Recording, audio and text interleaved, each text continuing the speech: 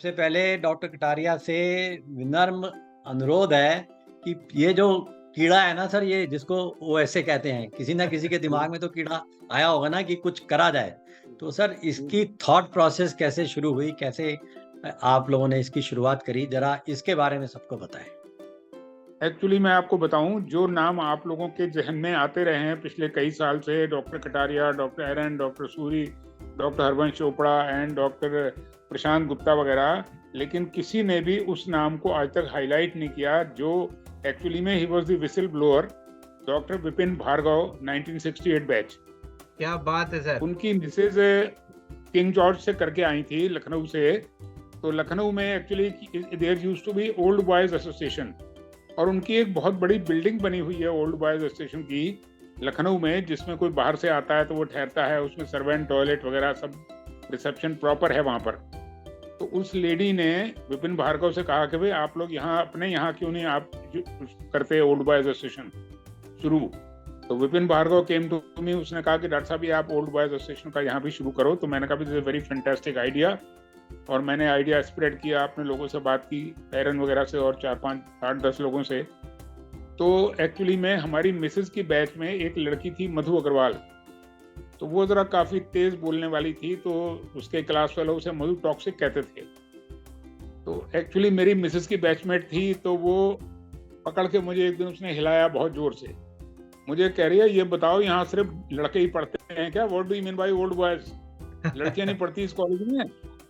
तो मैंने कहा भाई क्या कहना चाह रही है? कह रहे जी ओल्ड बॉयज क्या होता है, फिर अगर बनाना है तो ओल्ड स्टूडेंट एसोसिएशन बनाओ, ओएसए। तो खैर इट वाज द बिगिनिंग। तो विपिन भार्गव के आइडिया को अप्रिशिएट किया, तो ये हुआ कि भाई ओल्ड स्टूडेंट एसोसिएशन का बेसिस बनाई जाए।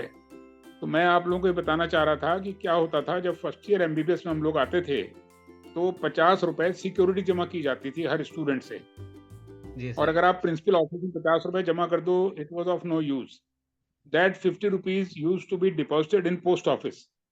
उसमें जो भी उस टाइम इंटरेस्ट लगता होगा, तो जब 4.5-5 साल के बाद, 5.5 साल के बाद जब स्टूडेंट छोड़ के जाता है, तो उसके वो करीब 59-60 रुपीज हो जाते थे। तो हम लोगों ने उससे एक अंडरटेकिंग स्टूडेंट से ले ली जो कॉलेज छोड़ रहा है या पीजी में भी जा रहा है, कि भाई ये हमारी ओएसए की फीस हो गई। तो that use to be the fees of OSA in olden days. उसके बाद ये प्रोग्राम बना कि भाई कैसे किया जाए, क्या किया जाए। It was 15th of August 1981. It was LT1 and there were I think 55-60 odd students, और हम लोगों ने बड़ा अच्छा स्नैक्स का इंतजाम वगैरह किया हुआ था। तो वहाँ पर जो हमारी पहली मीटिंग हुई, उस मीटिंग में हमारे जूनियर बैच में एक लड़का होता सुशील टंडन, ही प्रपोज्ड माई नेम कि भाई डॉक्टर कटारिया को प्रेसिडेंट बनाया जाए। बल्कि मैंने प्रपोज किया कि डॉक्टर एरन बने, तो उसने कहा नहीं डॉक्टर कटारिया बनेंगे। तो doctor Aran is very genuine man, मेरा क्लास फेलो है और बहुत ही सबमिसिव। उसने कहा नहीं कटारिया तुम प्रेसिडेंट बन जाओ, मैं सेक्रेटरी बन जाता हूँ। तो it was the beginning, 15th of August 1981। LT1 में doctor Harvansh Chopra was with us that day, और उसके बाद ये शुरुआत हुई वहाँ पर 15 अगस्त 1981 में। सर फोटो है मेरे पास, हैं जी? मेरे बैकग्राउंड में फोटो देखिए सर। हाँ देख रहा हूँ मैं। तो 15 अगस्त 1981 को ये शुरुआत हुई। डॉक्टर हरिवंश हमारे साथ थे, डॉक्टर प्रशांत गुप्ता थे, डॉक्टर एरन, सुशील टंडन, और उसके बाद ये डिसाइड हुआ कि भाई एक ये प्रोग्राम रखा जाए। उस टाइम प्रॉब्लम ये होती थी कम्युनिकेशन की, हाउ टू कम्युनिकेट। जो इतने लोग बैच की 82 की 83 की बात है कि जितने बैचेस पास होकर चले गए उनको कैसे कम्युनिकेट किया जाए। तो मोबाइल भी नहीं होते थे, कुछ नहीं होता था, टेलीफोन्स की बड़ी वो थी, तो लेटर वगैरह लिखे जाए, क्या किया जाए। तो फिर एक ये आइडिया आया कि भाई एक why not to fix a date, आप एनुअल एक डेट फिक्स कर दो, उस डेट पे सब लोग, जो बड़ी कंफर्टेबल सी डेट हो और जो डेट सबको सूट करे। तो आइडिया चाहे हरवंश चोपड़ा का था या किसी का था, तो 25 दिसंबर का आइडिया वहां से निकल के आया कि भाई आप 25 दिसंबर को ये रखें। तो उसमें एक तो ऑल ओवर छुट्टी होती है, क्रिसमस की छुट्टियां होती हैं, बच्चों की छुट्टी होती है, वेदर बहुत अच्छा होता है उसमें। आप because we use to have this function in the lawn, तो मौसम भी ऐसा हो जो लोगों को सबको सूट करे और लोग उसको एंजॉय करें। तो ये 25 दिसंबर का आइडिया आया, और उसके बाद ये 25 दिसंबर का ये प्रोग्राम हम लोगों का शुरू हुआ। उसके 2-3 साल बाद फिर हमारे यहाँ एक्टिव लोगों में हरवंश चोपड़ा ने एक टीम बनाई। उसमें इनके फ्रेंड थे, अरुण वशिष्ठ था, रमाकांत था, दिनेश अग्रवाल थे।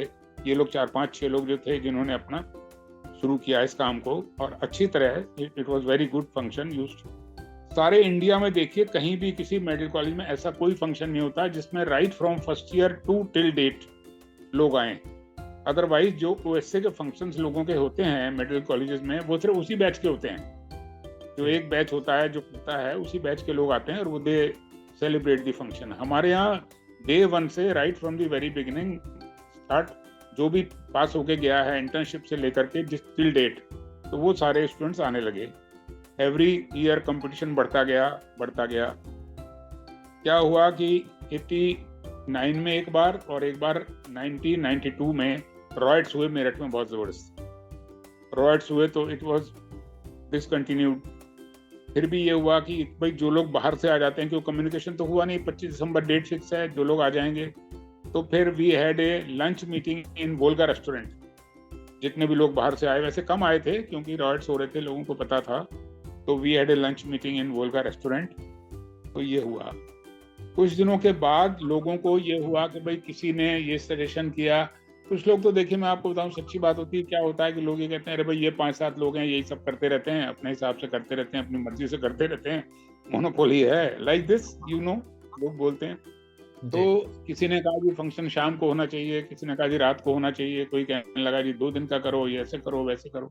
तो फिर ये जो आइडिया था सिल्वर जुबली बैच का, ये हरवंश चोपड़ा ने दिया कि भाई जो बैच जिसका सिल्वर जुबली हो रहा है, लेट देम डिसाइड फंक्शन कैसा होना चाहिए, किस स्टेज का होना चाहिए, क्या होना चाहिए।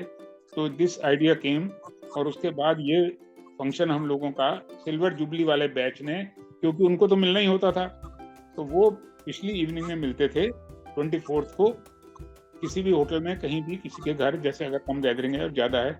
और उसके बाद 25 को it used to be a generalized program में स्टूडेंट्स, जो स्टूडेंट मेरा मतलब इंटर्नशिप ऑनवर्ड जितने थे, एक डेलीगेशन फी नॉमिनल थोड़ी सी रख दी जाती थी। मुझे याद है we used to collect 300 rupees only, और 300 रुपए के लिए रसीद बुक लेके जगह जगह जाते थे, और we used to collect the money, और फंक्शन होता था। उसके बाद धीरे धीरे ये बढ़ने लगा, कंपटीशन होने लगा ना, कंपटीशन ये होने लगा कि पिछले साल उन्होंने इतना किया था, हमें इससे बढ़ चढ़ के करना चाहिए। फंक्शंस में डॉक्टर सारे आते थे, and we used to felicitate our teachers. हमारे जो फैकल्टी मेंबर्स होते थे उनको फेलिसिटेट करते थे उस टाइम में। तो इस तरीके से ये फंक्शन चलता रहा, और ये फंक्शन आज भी चल रहा है। आ गया कोरोना के बाद भी।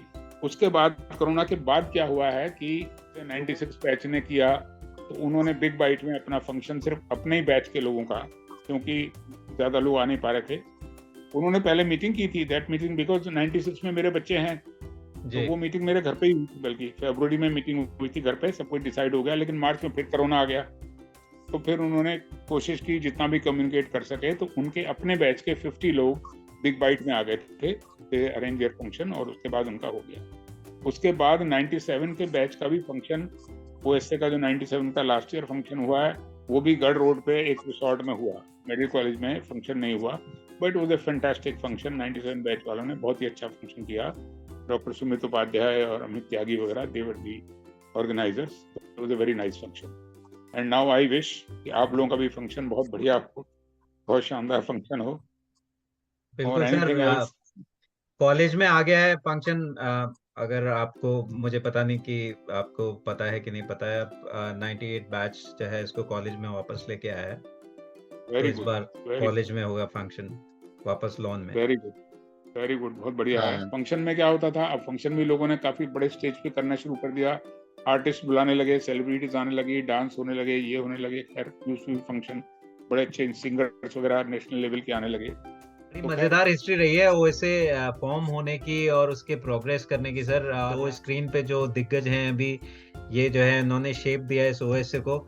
सर मैं चोपड़ा सर आपसे पूछना चाहूंगा, आप कहाँ जो है, क्योंकि मैं जो है बड़ा ना असहज महसूस कर रहा हूँ सर, आप बैठे हैं यहाँ सामने और मैं जो है चाहता हूँ कि आप बागडोर संभालें इस इंटरव्यू की और आप गाइड करें मुझे कि मैं क्या करूँ। नहीं, कुछ नहीं, मैं तो बीच में ऐड ऑन ही करूंगा।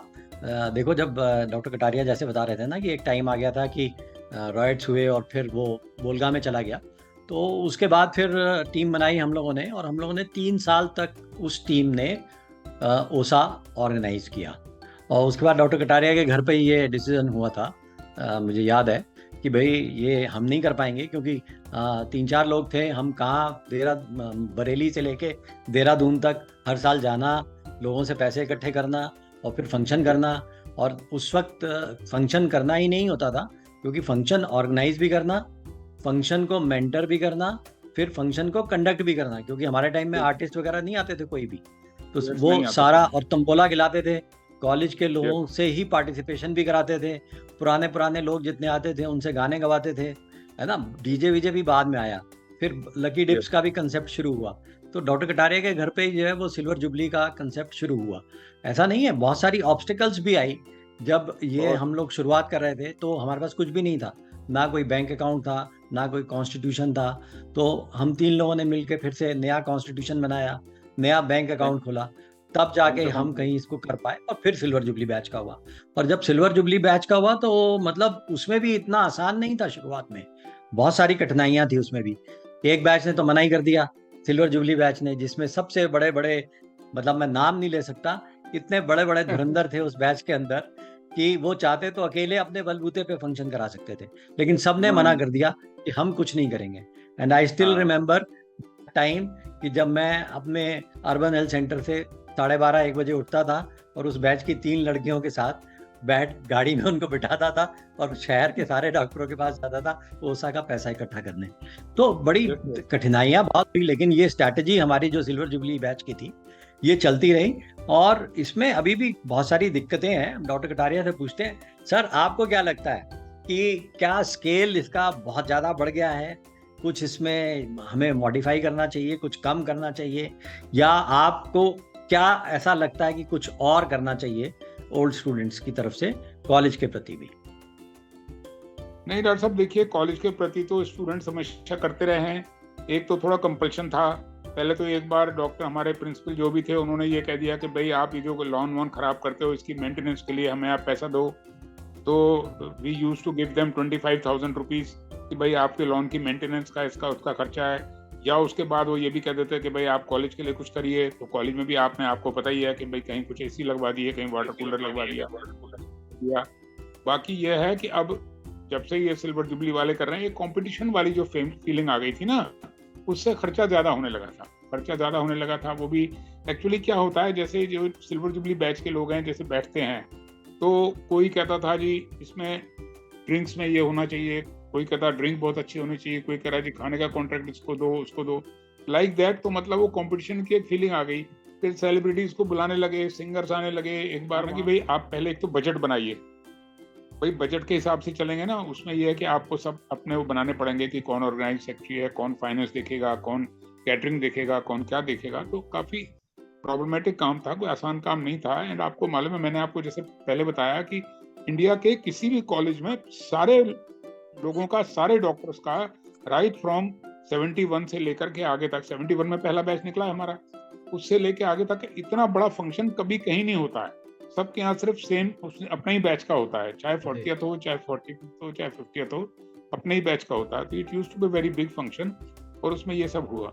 अब ये है कि जैसे एक तो हम लोग स्टाफ को, फैकल्टी को फेलिसिटेट करते हैं, उसमें भी ये है कि भाई कुछ लिमिट कर देते हैं, लिमिट नहीं करनी चाहिए जो वो करते हैं। या एक बार जैसे आपने किया था डॉक्टर हरवंश, आपने जो एल्यूमनाई के फंक्शन में जो आपने जो हमारे लेट हमारे फैकल्टी के मेंबर्स थे उनको रिमेम्बरेंस किया, उनके लिए आपने एक वो किया, वैसे ही कुछ जरूर उसमें ऐड होना चाहिए।